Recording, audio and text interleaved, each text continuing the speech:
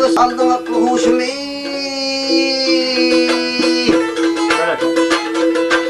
Aman huşumu güdülmüş yüzünde halki yana yana.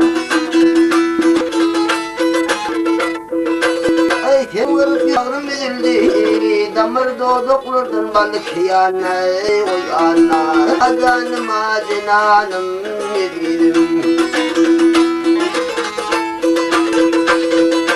Ay bahar gelse şeytan ilmis olur.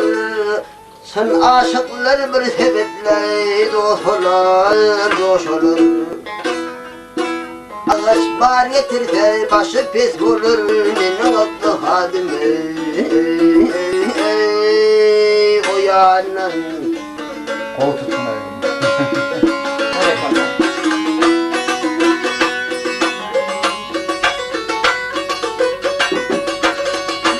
Ay yar kimiz keşteyle o bağda. Ay tamam. Aman aman bu bağda güzellerden çıkmadın kırağa kırağa.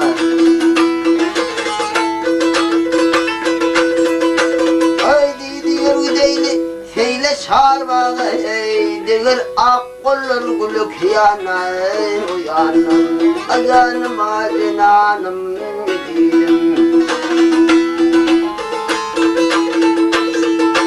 Ay Kerim diyor yar cebini getirdi. Aman getirdi. Teygımı duamları canını türdü. Gözlük zamanım bizi kuturdu. Karaca kaşlarım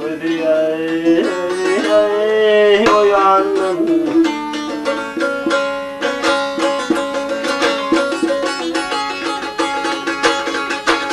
Ay karaca kaşları gözü hop uyanın uyanın. Hey.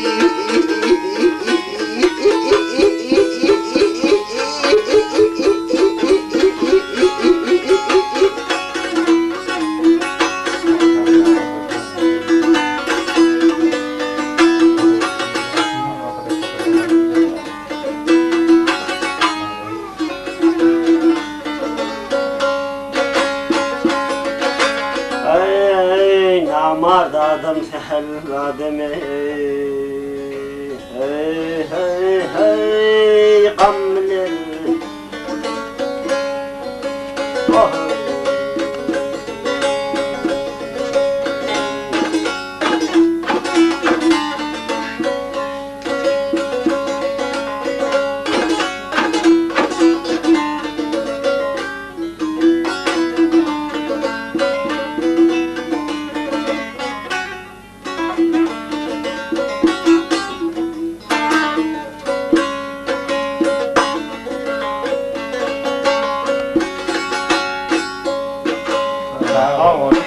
Tamam.